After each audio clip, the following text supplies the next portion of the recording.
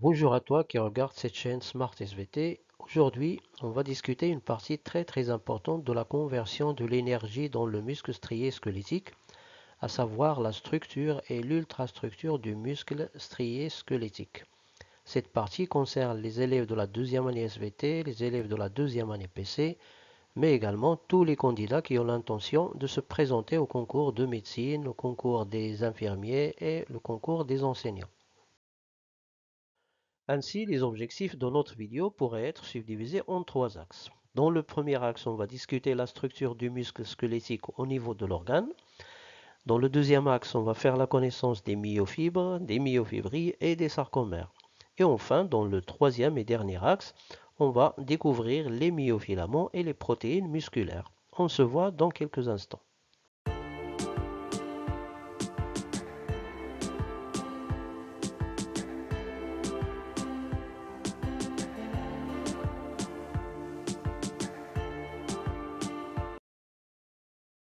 Commençons par le premier axe, la structure du muscle strié squelettique. Qu'est-ce que c'est qu'un muscle? Alors, si on veut observer un muscle à l'œil nu, il suffit de voir la viande qu'on consomme, puisqu'une bonne partie de cette viande représente en réalité des muscles. Donc, il faut bien comprendre qu'un muscle, c'est en réalité un organe. Deuxièmement, vous voyez que sa couleur naturelle est rouge. Et contrairement à ce qu'on pense souvent, cette couleur rouge n'est pas due à du sang, mais plutôt à une protéine qui fixe l'oxygène ou qui stocke l'oxygène, si vous voulez, et qu'on appelle la myoglobine. Et ici, je voudrais attirer votre attention sur un point très important concernant les exercices de l'examen national. Plusieurs fois, on a proposé ce terme de myoglobine dans les exercices. Alors, si vous trouvez une forte concentration de myoglobine dans un muscle, ça veut dire que ce muscle consomme beaucoup d'oxygène, c'est-à-dire il se base essentiellement sur la respiration cellulaire. Si par contre la concentration de la myoglobine est faible, ça veut dire que ce muscle consomme peu d'oxygène, c'est-à-dire qu'il se base essentiellement sur la fermentation. Voici un schéma très simplifié d'un muscle. Et puisqu'on parle de muscle squelettique, ça veut dire qu'il est attaché à l'os ou bien au squelette par son tendon. Si on fait une coupe à l'intérieur de ce muscle, on va pouvoir observer des vaisseaux sanguins comme on va pouvoir observer des nerfs. Mais vous voyez que la grande partie du muscle est occupée par ce qu'on appelle des faisceaux de fibres musculaires. Et donc le muscle, comme on l'a dit tout à l'heure, est un organe composé essentiellement de faisceaux de fibres musculaires. Donc qu'est-ce que c'est qu'une fibre musculaire? On va voir les détails tout de suite. Reprenons la coupe transversale du muscle de tout à l'heure dans laquelle on observe des faisceaux de fibres musculaires.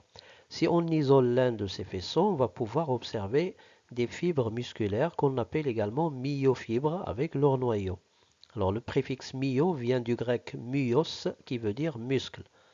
Si on agrandit l'une de ces myofibres, on va pouvoir observer les noyaux périphériques, les mitochondries et surtout des éléments très allongés qu'on appelle fibrilles musculaires ou myofibrilles. Et à l'intérieur de ces myofibrilles, on peut isoler deux types de myofilaments, des myofilaments fins ou myofilaments d'actine et des myofilaments épais ou myofilaments de myosine. On voit donc que le muscle représente un organe qui est composé de myofibres ou fibres musculaires qui représentent des cellules. Elles-mêmes contiennent des myofibrilles ou fibrilles musculaires qui représentent des organites cellulaires.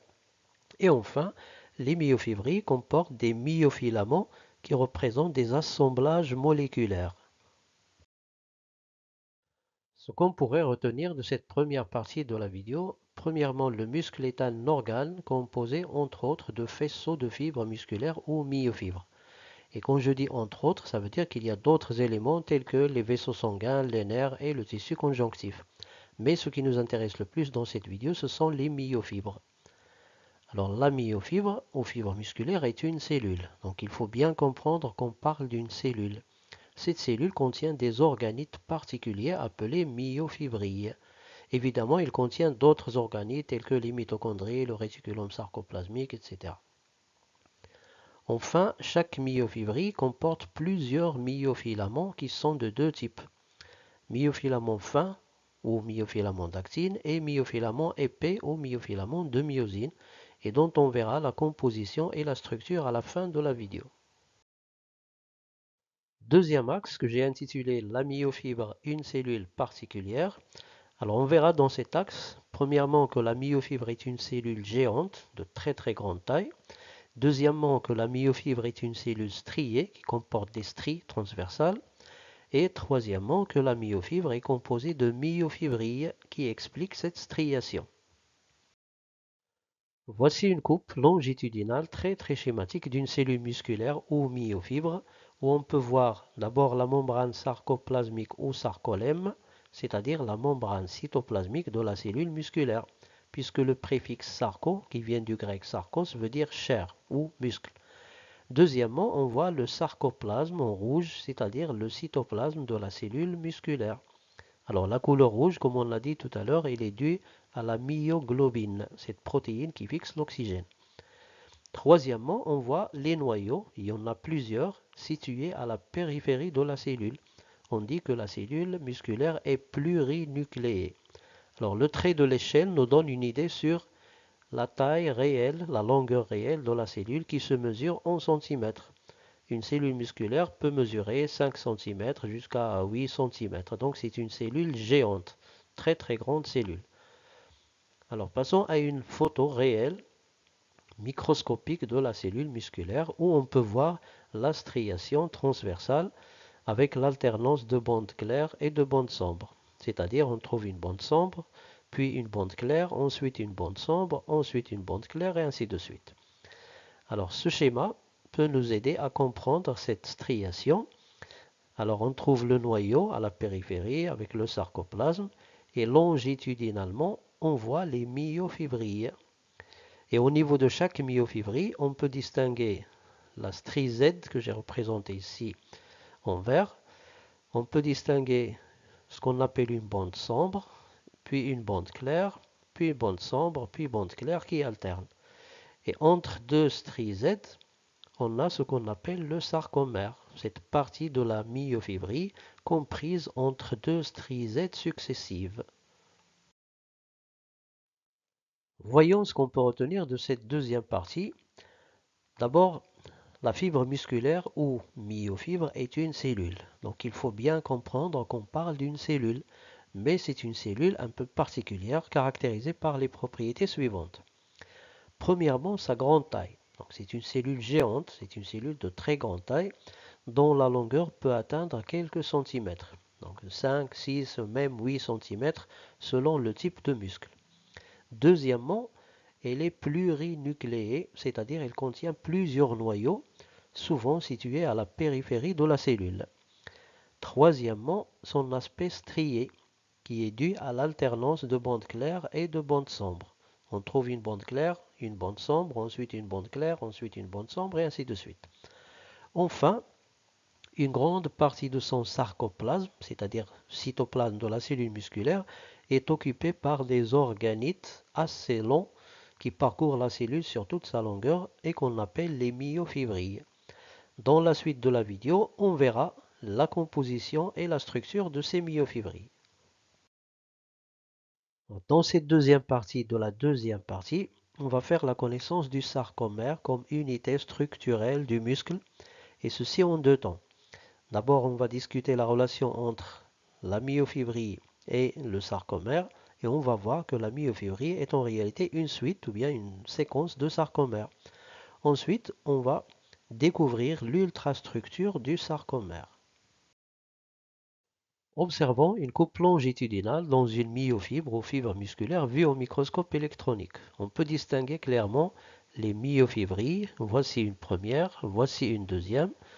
On peut également distinguer très nettement une bande claire, une bande sombre, une zone H au milieu de la bande sombre, une strie Z au milieu de la bande claire, et entre deux stries Z, on a le sarcomère. Alors, voici un schéma d'une myofibrie qui montre les différents éléments. Alors les deux stries Z qui délimitent le sarcomère, une bande claire au milieu de laquelle se trouve la strie Z, une bande sombre au milieu de laquelle se trouve la bande H. Et donc on voit que la myofibrie est en réalité une suite ou bien une séquence de sarcomères. C'est des sarcomères qui se répètent. Donc voyons maintenant le détail du sarcomère, l'ultrastructure du sarcomère. Alors, voici notre sarcomère entre les deux stries Z, une demi-bande claire de chaque côté, entre lesquelles se trouve une bande sombre. Au centre de cette bande sombre, on trouve la zone H. Et si vous observez bien la bande sombre, vous allez pouvoir distinguer des traits assez épais qui représentent les filaments épais, alors que dans la bande claire, il y a des traits à peine visibles car ils sont très très fins et qu'on a appelés les filaments fins. Si on réalise une coupe transversale dans la partie la plus sombre de la bande sombre, on va pouvoir distinguer très nettement les deux types de filaments et remarquer l'organisation presque parfaite de ces filaments. Si on fait un zoom, on peut observer que chaque filament épais de grand diamètre est entouré de 6 filaments fins de faible diamètre. Deuxièmement, tous ces filaments sont bien alignés et donc une organisation, comme on l'a dit, presque parfaite. Donc dans la bande claire, on ne trouve que les filaments fins. Dans la partie la plus sombre de la bande sombre, on trouve les deux types de filaments, fins et épais, c'est pourquoi il apparaît très sombre, alors que dans la bande H, on ne trouve que les filaments épais. Alors comment on va interpréter toutes ces observations? Voyons le détail. Les études qu'on vient de voir et d'autres encore ont permis de proposer le modèle du sarcomère suivant. D'abord les deux stries Z qui délimitent le sarcomère. Près de la première strie Z, on trouve une première demi-bande claire. Ensuite la bande sombre. Au centre de la bande sombre, on trouve la zone H. Et près de l'autre strie Z, on trouve une deuxième demi-bande claire. Pour les myofilaments, on constate que les myofilaments fins d'actine s'attachent à la strie Z et s'étendent jusqu'à la limite de la zone H. C'est pourquoi la zone H ne contient pas les myofilaments fins d'actine. Enfin, pour les myofilaments épais de myosine, ils s'étendent sur toute la longueur de la bande sombre, mais n'arrivent pas jusqu'à la strie Z. Et donc les deux types de myofilaments s'interpénètrent ou se chevauchent uniquement dans la partie sombre de la bande sombre. Résumons ce qu'il faut retenir de cette partie également. D'abord, la myofibrille est un organite cellulaire, strié car il montre une alternance de deux types de bandes. Une bande claire au milieu de laquelle se trouve une strie Z, une bande sombre au centre de laquelle se trouve une zone H. Et la myofibrie en réalité est une séquence ou bien une suite de sarcomères, l'unité qui se répète. Alors qu'est-ce que c'est qu'un sarcomère? Le sarcomère, c'est la partie de la myofibrie comprise entre deux stries Z. Ainsi, un sarcomère comprend successivement une strie Z, ensuite une demi-bande claire, ensuite une bande sombre, ensuite une deuxième demi-bande claire et enfin une deuxième strie Z. Et donc le sarcomère représente ce qu'on appelle l'unité structurelle du muscle squelettique.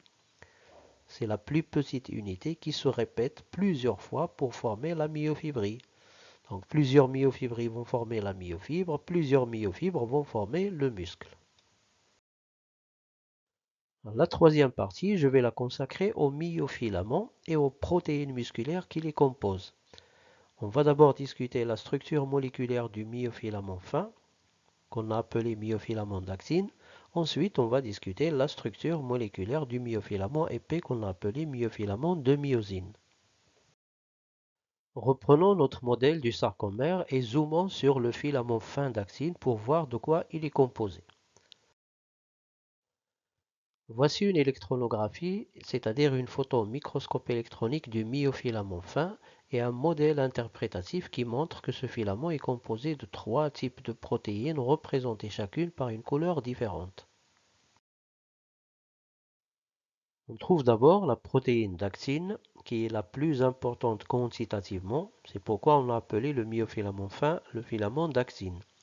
Et vous remarquez que chaque protéine d'actine a une forme sphérique et porte une région qui représente le site d'attachement à la tête de myosine. C'est là que viennent s'attacher les têtes de myosine. Deuxièmement, on a la tropomyosine, c'est une longue protéine hélicoïdale. Et enfin, on a la troponine, c'est une protéine formée de trois sous-unités, la troponine C, la troponine I et la troponine T. Alors, comment va se former le filament d'actine? La cellule doit d'abord produire ces protéines en quantité suffisante, puis elle va polymériser les protéines d'actine pour former deux chaînes hélicoïdales ou deux hélices. Ensuite vient la tropomyosine qui va s'attacher à l'actine au niveau des sites reconnus par la tête de myosine, de manière à masquer ces sites ou bien à cacher ces sites. Troisièmement viennent les protéines de troponine qui vont s'attacher à l'actine et à la tropomyosine. Alors si on réalise une coupe transversale à ce niveau, on va pouvoir observer la relation entre l'actine, la troponine et la tropomyosine. Et de cette manière, la tête de myosine ne peut pas s'attacher à l'actine quand le muscle est au repos. Je rappelle enfin que c'est sur la troponine que viennent se fixer les ions calcium Ca2+ pour déclencher la contraction musculaire. Alors, zoomons cette fois sur le myofilament épais de myosine et voyons de quoi est-il formé. Voici une électronographie du myofilament épais avec un schéma interprétatif. Et vous remarquez que j'ai utilisé une seule couleur pour dire que ce myofilament épais est composé d'un seul type de protéine. Cette protéine qui forme le filament épais est la myosine. Alors, faisons un zoom sur l'une de ces protéines pour voir sa structure moléculaire. La protéine de myosine comporte une queue ou bâtonnet d'une longueur d'environ 100 nanomètres reliée à une tête. Et au niveau de la tête, on trouve deux sites très importants. Le premier, c'est le site d'attachement à l'actine. Et quand je dis site d'attachement à l'actine, ça veut dire un ensemble d'acides aminés qui permettent à la tête de myosine de reconnaître l'actine et d'interagir avec cette protéine. Le deuxième site, c'est un site où vient se fixer la molécule d'ATP. Une autre caractéristique très importante de la tête de myosine, c'est qu'elle peut faire un mouvement de pivotement ou de rotation par rapport à la queue ou au bâtonnet, comme elle peut se redresser et revenir à sa position initiale. Et c'est ce petit mouvement de la tête de myosine qui est responsable du glissement des filaments d'actine et de la contraction musculaire. Et donc pour former le filament de myosine, la cellule musculaire doit d'abord produire la protéine de myosine en quantité suffisante, puis rassembler ces protéines sous forme de filaments. Alors, le filament de myosine comporte deux bouquets dont les têtes sont orientées vers les deux stries Z. On peut maintenant préciser davantage la structure du sarcomère en remplaçant les filaments fins par leur modèle explicatif et les filaments épais également par leur modèle. Ce qu'on peut retenir de cette dernière partie de la vidéo, premièrement, le myofilament fin ou myofilament d'actine se compose de trois types de protéines. D'abord l'actine, c'est une protéine sphérique qui porte un site lui permettant de s'attacher à la tête de myosine. Deuxièmement, la troponine, c'est une protéine à laquelle se fixent les ions Ca2+, les ions calcium. Et troisièmement, la tropomyosine, protéine de forme hélicoïdale qui s'attache à l'actine et masque ou bien cache les sites reconnus par la tête de myosine. Donc il va empêcher l'attachement de la tête de myosine à l'actine quand le muscle est au repos. Deuxièmement, le myofilament épais ou myofilament de myosine est composé d'un seul type de protéine appelée myosine. Alors ces protéines de myosine se rassemblent en formant un bouquet dont les têtes sont orientées vers les stries Z. Alors, si vous suivez régulièrement cette chaîne, vous avez sûrement remarqué que l'étude de la structure du muscle illustre très bien ce qu'on avait dit dans une vidéo précédente. Le muscle représente un organe. Il contient des cellules appelées myofibres ou fibres musculaires. La cellule musculaire contient des myofibrilles qui représentent des organites cellulaires. À l'intérieur de la myofibrie, on trouve de l'actine, de la myosine qui représentent des molécules chimiques. Et l'étude du muscle nous donne l'occasion d'aller même jusqu'au niveau atomique avec les ions calcium. Les ions calcium qui déclenchent la contraction musculaire en s'attachant à la troponine.